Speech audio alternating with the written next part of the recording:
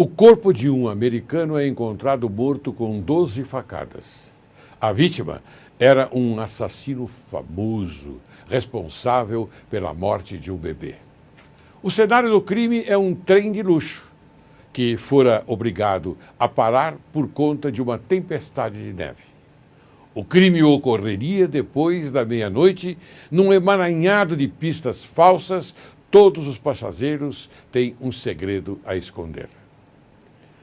E assim, rostos angelicais e virtualmente dos mais inofensivos, de repente, ter algo a esconder.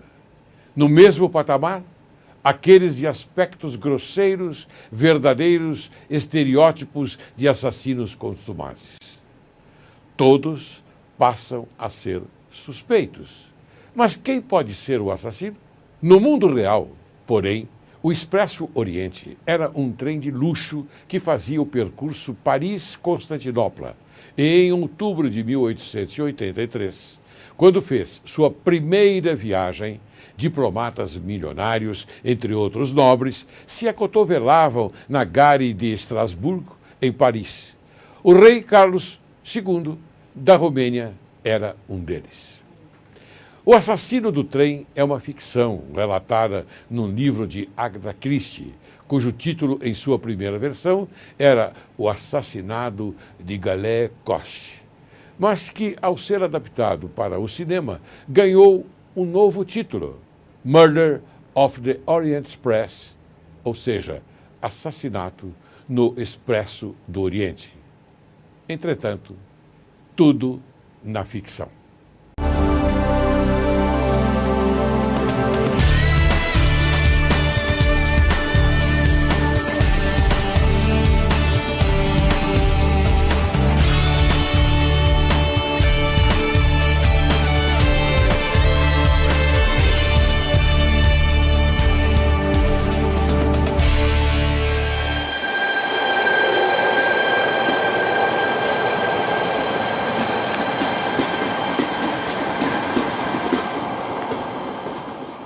Hoje, Direito e Justiça em Foco apresenta um programa especial. Telespectador, por que eu digo especial? Porque não é todos os dias que nós temos grandes personalidades, eu vou colocar até entre aspas, com uma grande honraria estas aspas, do passado. Eu digo do passado porque é o homem que nós vamos apresentar que merece todo o nosso respeito, toda a nossa admiração e é um orgulho para nós todos, porque ele vive no Brasil, ele vive em São Paulo. Eu tenho esta honra porque eu estou falando de Émile Ascoul. E você, no desenrolar do programa, vai verificar esta importância. Como vai, Émile Ascoul? Tudo bem? Obrigado, meu senhor. Tudo bem? Graças a Deus, estamos todos bem. Ótimo. Eu tenho uma grande honra em recebê-lo aqui, inclusive com seu filho, que é um gênio, não é, da cultura brasileira. Você conhece o filho? Conheço. Olha ele aqui. Hã? Pela graça de Deus, que nosso Pai é Deus. Somos todos irmãos. Somos todos irmãos.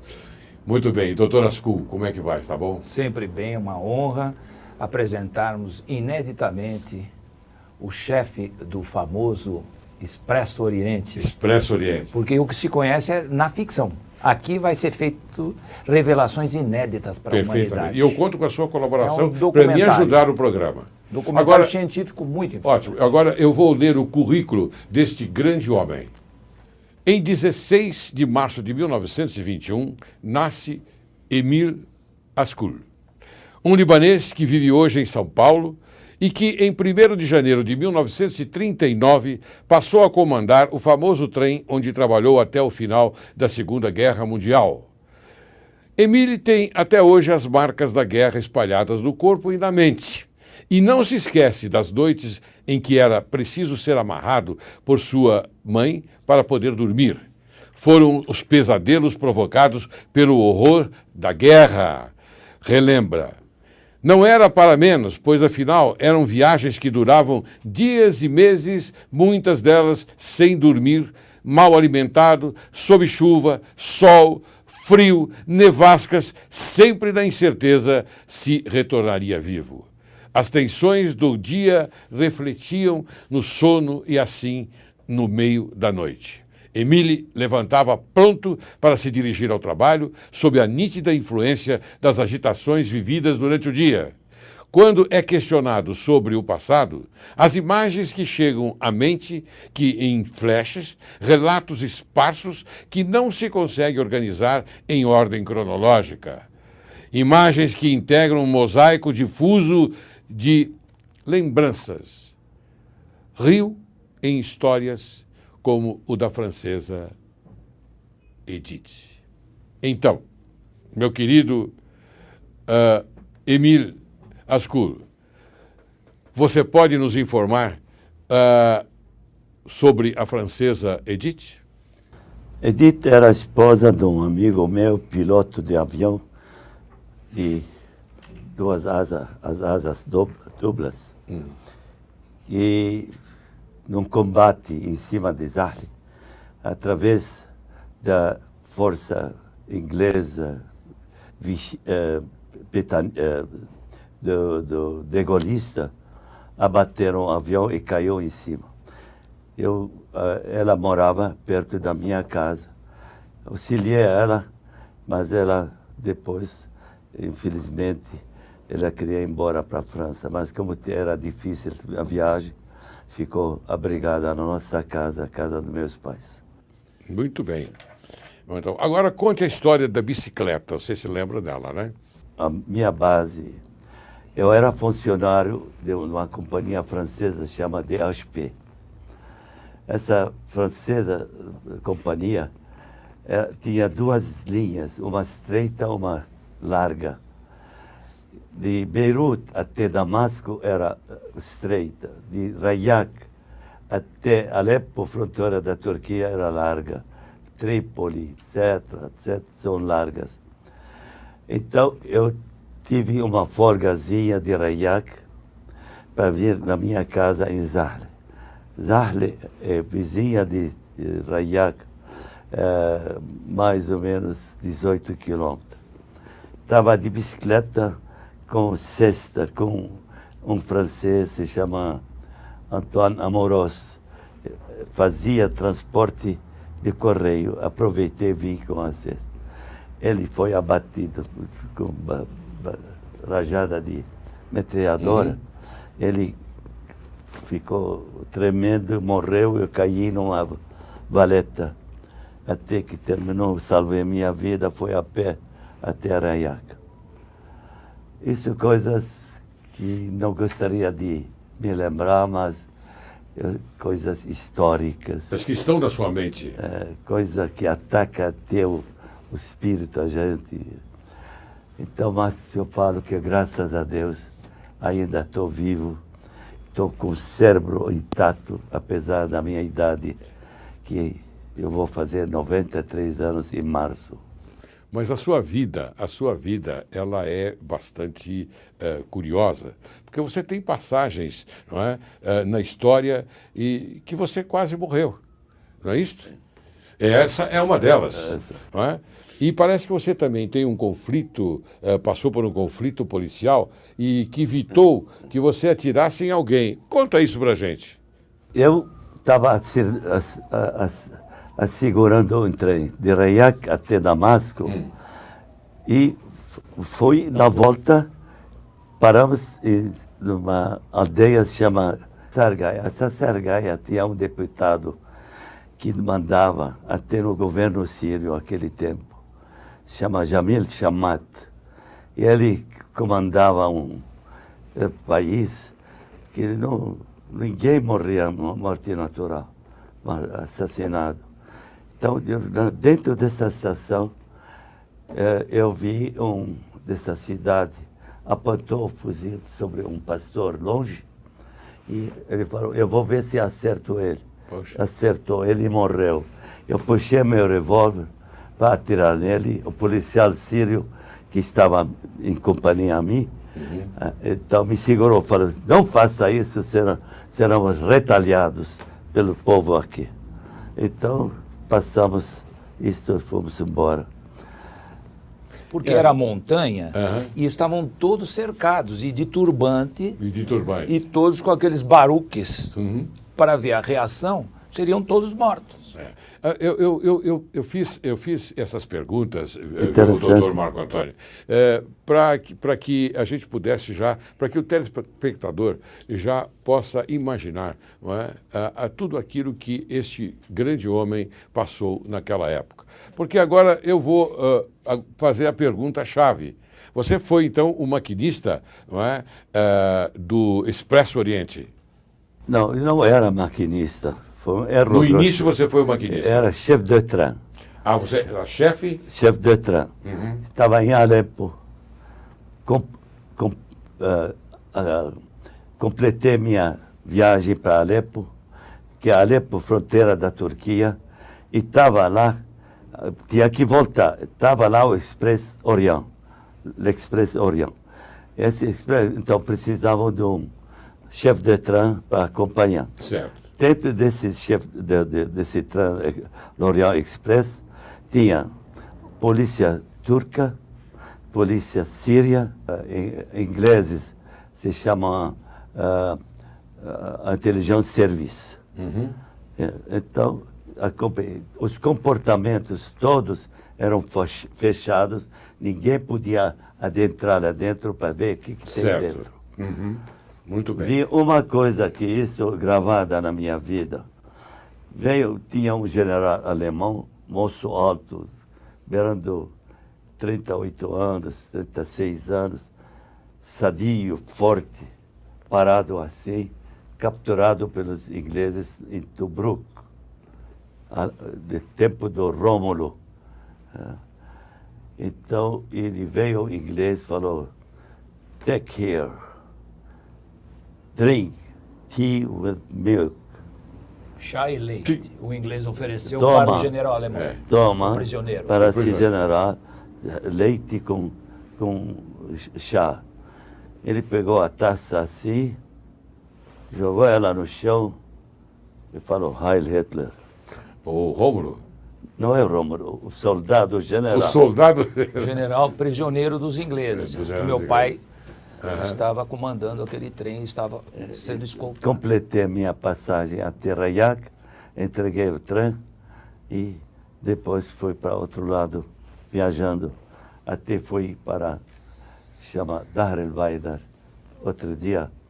E na volta, tinha um túnel, saímos do túnel, veio aviões atacando O trem. o trem. Sim, sim. O trem. Caiu meu assistente atingido por uma bala na cabeça Na dele. cabeça. Mas, infelizmente, falar isso, o miolo dele caiu sobre... Fomos fugir lá no mato e deitamos no mato até que terminou esse avanço inglês golista.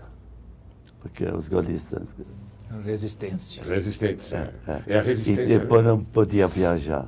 Eu tinha, caixa de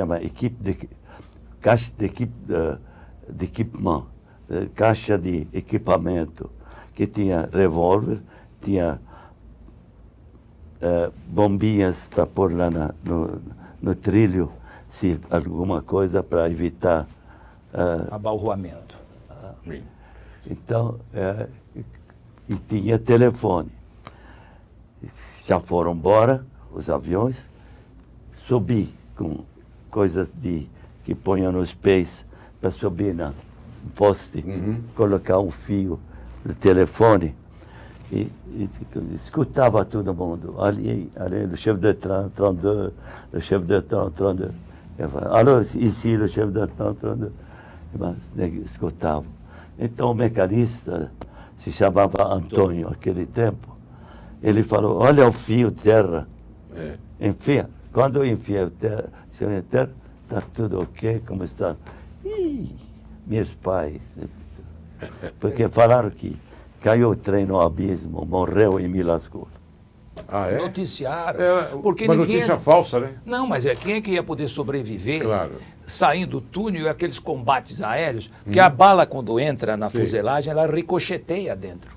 Certo. Ele ficou até emocionado. Então, telespectador, verifique que hoje é, como eu disse, uma entrevista especial. Nós estamos prestando uma homenagem a este grande homem que participou da Segunda Guerra Mundial. É um homem que merece todo o nosso respeito. Mas Emílio, vamos falar agora sobre o Expresso do Oriente. Houve mesmo um assassinato no Expresso do Oriente? Quando em movimento? Não houve. Houve arte de produzir filmes. Ficção. É uma ficção. Então conta para nós alguma coisa sobre isso. Foi a Agatha Christie. A Agatha Christie foi uma capacidade fora do comum. Certo. Os artistas também foram grandes artistas para fazer coisa imaginária por uma coisa real. O assassinato no Orient Express. O senhor me permite uma passagem? Por favor. O senhor lembra aquela passagem que o senhor viu o combate aéreo entre dois aviões e o trem fugindo em desabalada carreira, vocês pararam o trem e depois um paraquedista, ele saltou de paraquedas? Eu me lembro que aquele só, quando foi abatido o avião do La Seine, meu amigo que a mulher dele ficou na nossa casa. Mas ele estava falando a respeito da Agatha Christie. Eu tenho aqui os nomes, não é, dos artistas. Ingrid Bergman, Jacqueline Bisset, Jean-Pierre Cassel, Lauren Bacall, né? Martin Balsam, que representaram com fidelidade Murder of the Orient Express. Então quer dizer que foi uma ficção, não é? Ficção. Eu não conhecia esses artistas. Não conhecia a Agatha Christie. Eu conheci apenas depois daquele filme que ela fez, que ficou famoso no mundo inteiro, até ganhou a Agatha Christie, de que é artista de primeira linha. O Orient Express, ele ficou conhecido por esta ficção da escritora Agatha Christie ou pela atividade, não é, dos movimentos em terra durante a guerra. Eu vou explicar uma coisa. O Orient Express, conheci ele em uma viagem só. Eu viajava pela DHP de todos, porque a DHP era a agência francesa de trem. Não esquece que a Síria e Líbano, depois da Guerra 14, 1918, perdeu a guerra à Alemanha e foi distribuído o mundo entre francês e inglês. Sim. A França não dominou a Algéria, Tunísia, Marrocos como colônias. Sim. Mas Líbano e Síria era submandado francês. Tinha presidente da República, tinha companhias francesas livres, então, porque a cultura síria-libanesa é muito mais, proporcionalmente falando, que da cultura francesa. Tem muitos cultos como Voltaire, como outros, como Deguy, como Demog. Então, são grandes, inteligentes, mas eram, apesar que Líbano e Síria eram desse tamanho, bairro como chama? Bairros pequenos. Bairro. Sim, um bairro, seria um bairro. Mas tinha a capacidade do povo inteligente e instruídos. Por isso que não era colônia, porque já era um povo... Não era colônia. Não, era submandado da França, enquanto o resto eram colônias. Colônias, exato. Porque eram pessoas que não tinham o mesmo desenvolvimento intelectual que os libaneses. Muito bem. Ascul, eu digo Ascul pai e Ascul filho. Eu vou agora chamar um pequeno intervalo e logo nós retornaremos para continuarmos com esta conversa que, para mim, está sendo maravilhosa. Você aguarde que logo retornaremos.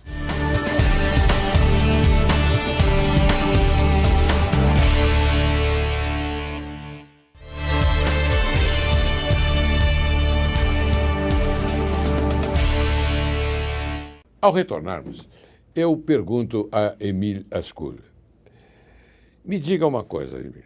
Quanto tempo você permaneceu, não é, nessas viagens do Oriente Express?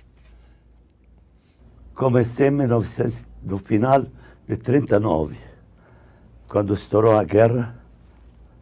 Eu estava trabalhando com o DHP, a Companhia Francesa. Muito bem. Então fiquei de 39 até 45. São 6 anos. Sim.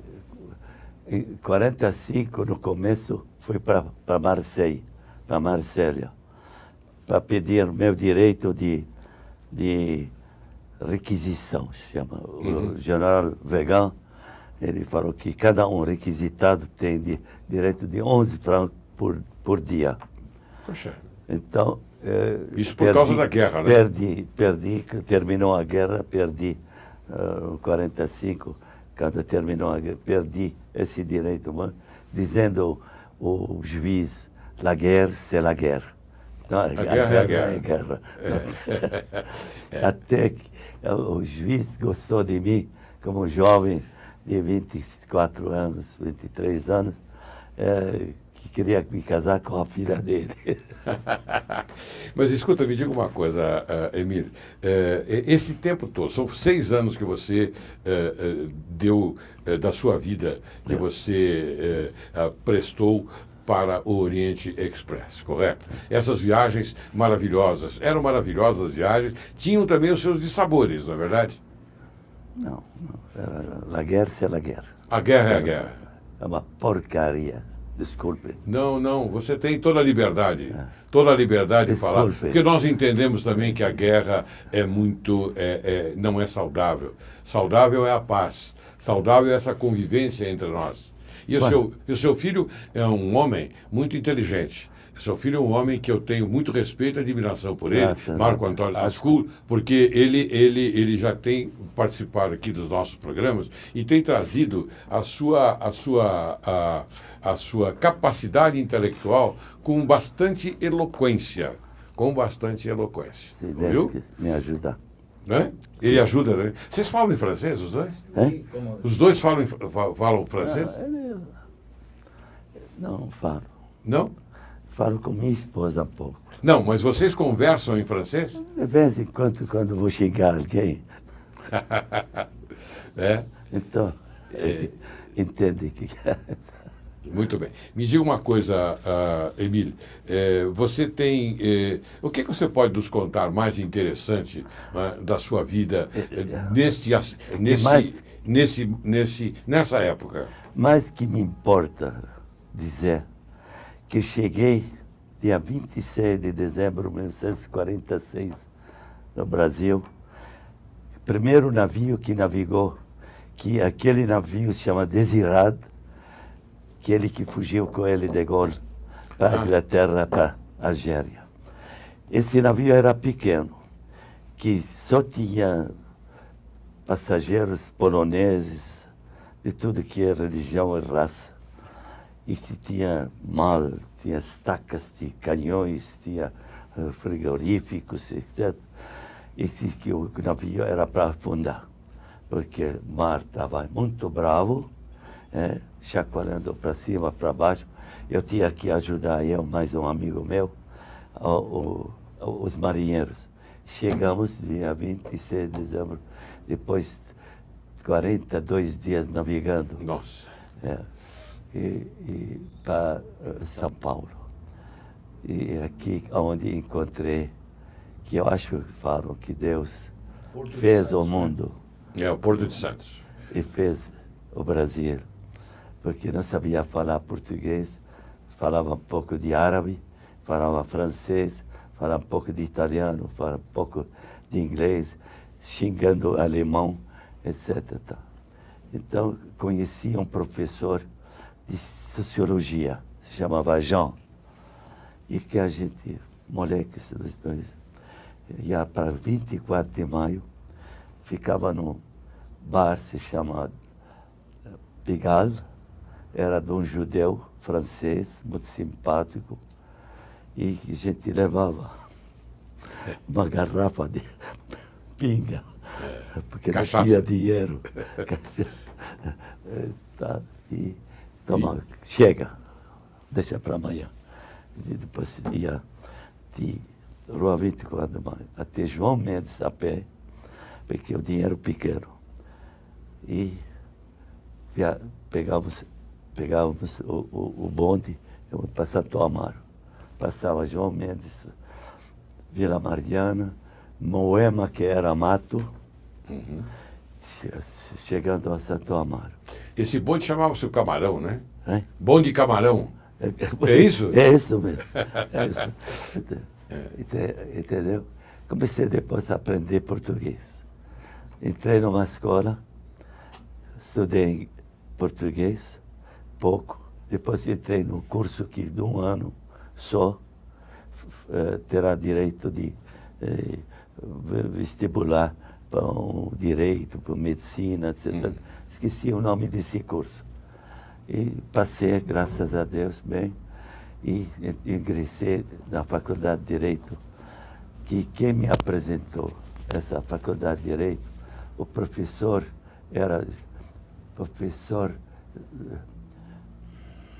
era juiz de Direito em São Paulo, era professor titular, em Bragança Paulista. Eu tinha que trabalhar o dia inteiro, de noite viajava para Bragança. Esse chama Luiz de Macedo, professor. Luiz de Macedo. Meu amigo. Luiz de Macedo. E foi desembargador do Tribunal de Justiça do Estado de São Paulo. Ele morreu ou está vivo? Não, ele está vivo. Pelo amor de Deus. Pelo que eu tenho conhecimento, ele está vivo, ele está aposentado. Então, Mas Luiz de Macedo,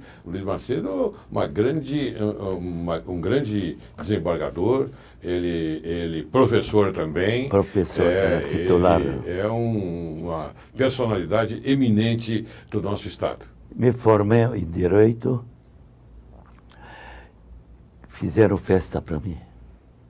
Eu me lembro que eu falei no discursozinho que eu não sou de Sabará, eu sou de Saara.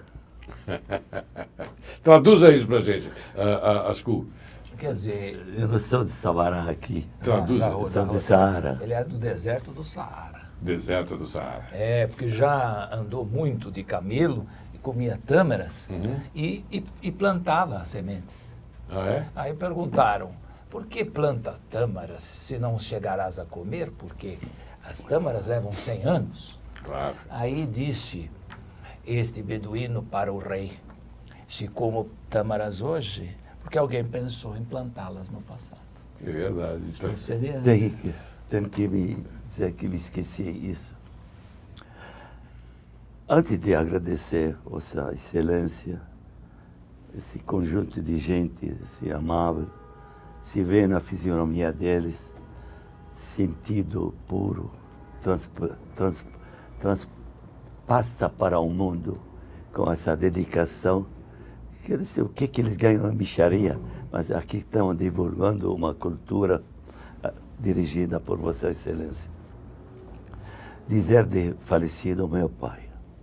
O falecido meu pai era um grande juiz de direito.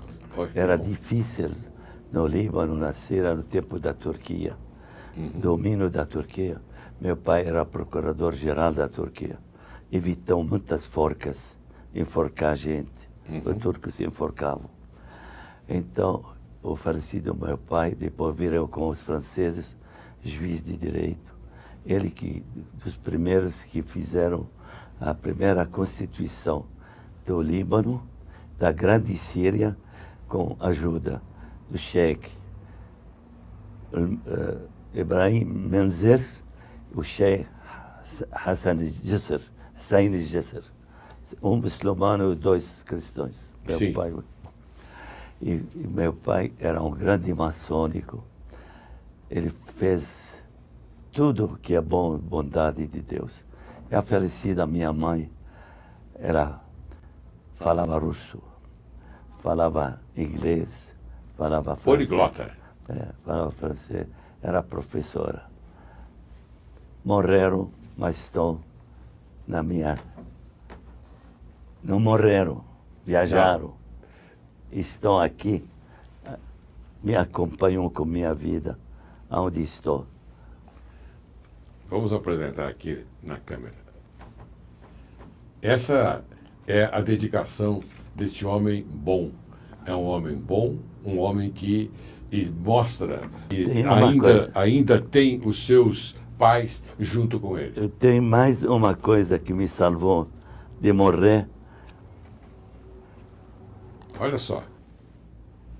Carreguei meu Jesus fuzil. Cristo.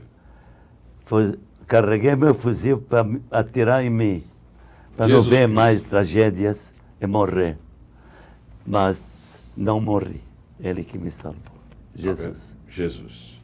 Muito bem, ótimo. Isso meu é muito avô importante. Também deu destaque para os armênios que estavam sendo perseguidos. É. Meu avô protegeu muito Me diga a uma nação armênia. Ah. Então, meu avô foi um humanista e que foi um dos constituintes que tornou o Líbano uma república independente. Agora me fale do Karim Askul. Quem foi Karim Askul? Karim Askul, ele estudou no Frei Marista, como eu estudei também. Irmãos maristas, no Líbano. Depois ele estudou nos jesuítas. Se formou bacharel de cursos. Certo. Depois ele foi para a Alemanha, estudou filosofia.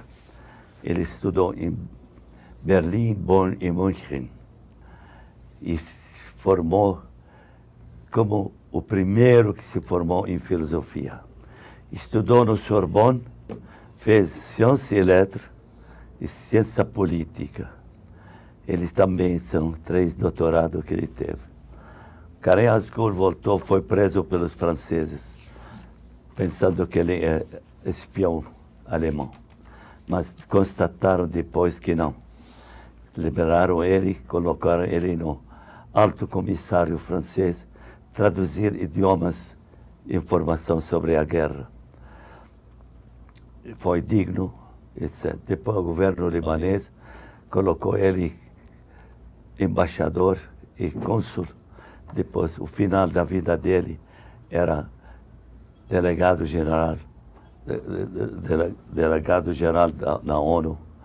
Ele que fez e participou com Direito Universal do Homem, registrado. Ele foi um dos autores. Um dos autores. Um dos autores da Declaração Universal dos Direitos Mas Humanos. ele teve mais votos. E fez em Montevideo a liberdade da imprensa. Ele teve de 11 artigos, 6, meu irmão, da liberdade. Foi recepcionado pelo Perón, quando eles estavam voltando, ele com o neto de Gandhi, que estavam representando a ONU em Montevideo, em 1950. Muito bem. E depois veio para São Paulo para me visitar. Em 50, e foi recepcionado pela colônia síria-libanesa. Foi Ademar de Barros a recepcioná-lo e falou para se chamava, que era ministro, que era não sei o que, Nicolau Tuma. Nicolau Tuma, o grande Nicolau Tuma. Ele ele falou, que eu vou falar com esse senhor aí. Fala, pode falar que idioma que você quiser. Eu estudei na Alemanha, o De Gaulle falou. Ele falou, então, começaram a falar alemão. Depois o meu irmão falou, vamos falar castelhano. Ele viu que a Ademar está atrapalhando. Então, foi recepcionado aqui e foi embora para a ONU, de volta. Ficou 5 dias aqui. Quem apresentou ele, o Silvio Santos. O Silvio Santos. O Silvio Santos, o jovem Silvio Santos. Eu queria que o senhor falasse a passagem que o De Gaulle queria beijar o senhor, porque é homenagear um combatente, o De Gaulle, o general. O De Gaulle, lá, quando ele foi Charles para... de Gaulle. Charles de Gaulle. Ele foi para Rayak. E ele fez um discurso. Estava presente um moleque desse tamanho, tinha aquele tempo de, acho, 17 anos, 18 anos. Botou a mão em cima de mim assim, ele alto, narigudo. Ele falou, se voici le géant de la France, está aqui o gigante da França, eu. Poxa. Porque viajava sem coberta. Porque não Sem é... cobertor. Sem cobertor. Sem cobertura também. Sem cobertura, sem abrigo. E sair salvo. Então, depois traduzi para o que falava para aqueles que não entendem. Depois ele falou, je te remercie. Tá? Me beijou aqui. Eu falei para Gerard, você não me beijou. Ele falou, não, que você quer outra vez? Eu falei, não adianta, seu nariz vai tocar no meu rosto, não vai me beijar. E o nariz grande, né? Gargalhou. Aí o senhor falou, donnez-moi des grands nez, je vous donnerai de grands hommes, que o senhor falou para ele. Então, depois eu falei para ele, você sabe que falou Bonaparte falou sobre os narigudos? Ele falou, je me rappelle pas, eu não me recordo. Donne-moi des grands nez, je vous donnerai de grands hommes. Dê-me grandes narizes, daria grandes homens. E os dois eram narigudos, né? Meu pai também. Muito bem.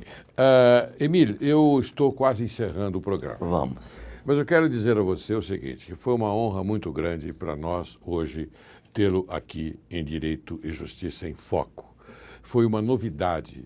É uma novidade porque apresentamos um homem com altíssima experiência, um homem que passou momentos de sua vida dedicados à humanidade, porque você dedicou os momentos da sua vida, na minha visão, à humanidade. Você é um homem importantíssimo e nós hoje apresentamos na televisão um homem importante, Émile Ascou. E eu quero, para encerrar o programa, declamar uma poesia do seu filho, Marco Antônio Ascou, que ele escreveu, Gaivotas Perdidas, da editora Letras do Pensamento, e eu faço questão de ler para você e declamar para você o espelho. Por trás do espelho, quem está com olhos fixados em mim? Alguém que passou por cá. Mergulhados nos meus sonhos, os seus olhos de longe me chamam. A lembrar uma sacerdotisa encantadora, de estatura bem conformada, rosto rosado de amável sedução. Vestida como as cores dos lírios, julguei estar vendo uma deusa do Olimpo. Cabelos macios como a relva, soltos, da cor dos trigos maduros. Lembram os mais lindos campos de Portugal. 2 olhos grandes, claros, flamejantes, olhos tão lindos, aos poucos se afastaram dos meus. Procurei-te por toda a parte e ninguém te conhecia. Agora Bonito. estamos... E queria só apenas, me esqueci de falar, que eu devo uma simpatia muito grande, não sei se está vivo ou morreu, o relator da USP, que era Irineu Stranger. O Irineu Stranger é falecido. Faleceu. O grande professor Irineu Stranger. Eu ajudei ele a traduzir sobre direito contratual, Isso. que é de Demog, de Dux, que fizeram. E, então, ele trocava ideia comigo. Foi eu nunca me esqueço dele. Muito bem. Deus ponha ele em bom lugar. O desembargador Guilherme Stranger, se você estiver nos assistindo, este grande homem está fazendo uma homenagem ao seu pai, nosso querido e ilustre professor Irineu Stranger. Bem, eu então quero encerrar o programa agradecendo muito a você, Emílio, por ter vindo aqui, não é, e nos falar a respeito da sua experiência, a respeito da sua vida. Isso também eu quero agradecer ao Marco Antônio Ascou, que está nos proporcionando esta vitória. É a vitória de um homem que tem muita sabedoria. E eu quero agradecer a Vossa Excelência. Eu vou pedir a meu Deus, que aprendi em Algéria, agradecer a Ele. Assim, Um beijo. Eu agradeço a você também e lhe dou um beijo. Obrigado. Muito obrigado, Ascu. Muito obrigado.